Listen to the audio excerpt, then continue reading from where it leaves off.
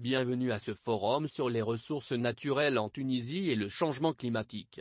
Nous vous présenterons une conférence sur l'évolution temporelle et spatiale des polluants atmosphériques en Tunisie à partir des données du satellite Sentinel-5P. Dans cette conférence, nous utilisons les données quotidiennes satellitaires du Centre européen à travers le Programme européen de coopération pour la recherche environnementale et industrielle, Copernicus.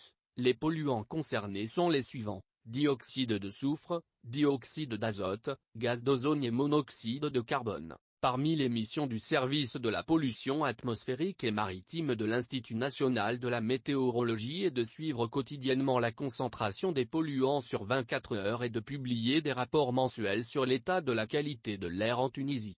Des recherches scientifiques ont également été publiées dans certaines revues américaines sur l'impact de la pandémie de corona sur la qualité de l'air en Tunisie et dans le monde.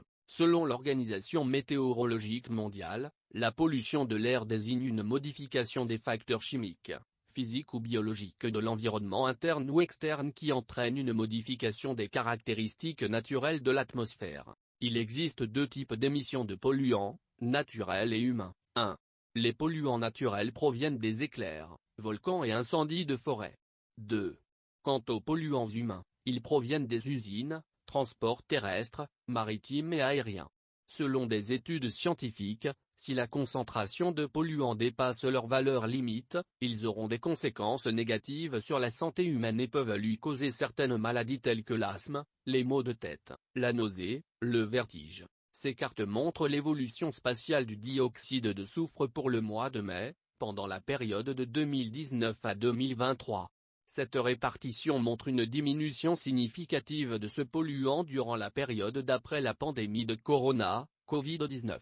Cette figure montre la répartition spatiale des cartes précédentes selon les latitudes de 30 à 40 degrés nord, où nous distinguons une diminution progressive de ce polluant, surtout dans les régions du Grand Tunis et son voisinage, zone entre le 36 et le 37 degrés de latitude nord, où se trouvent les usines et la plupart des moyens de transport.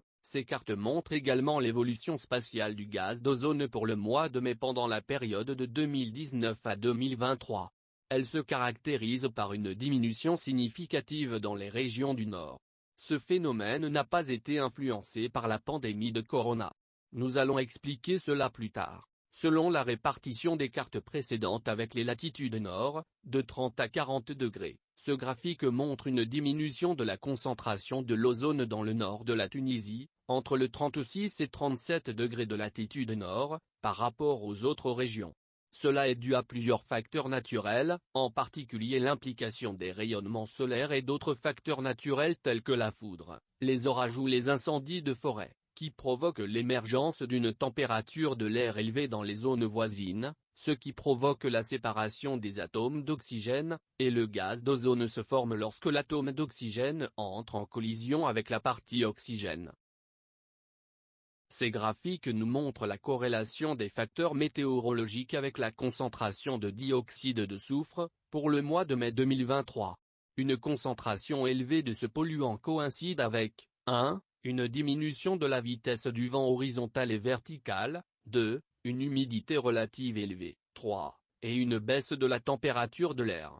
Ces résultats apparaissent dans des latitudes de 36 à 37 degrés nord. Ce graphique montre l'évolution temporelle du dioxyde de soufre pour le mois de mai durant la période des années 2021, 2022 et 2023, où la concentration maximale de ce polluant apparaît pendant la saison estivale. Enfin, ce graphique montre l'évolution temporelle du gaz d'ozone pour la même période, c'est-à-dire durant le mois de mai pour les années 2021, 2022 et 2023, où la concentration maximale apparaît pendant la saison estivale. Enfin, et suite à l'avènement de la pandémie de corona, notamment à partir de la période de confinement général, qui a débuté de fin mars 2020 à début avril, une diminution significative a été observée dans la concentration des polluants de plus de 40% dans la plupart des régions tunisiennes, en raison de la diminution des activités humaines, et par conséquence, la qualité de l'air s'est nettement améliorée à partir de cette phase de l'année 2020. Suivi de baisses successives durant les périodes suivantes,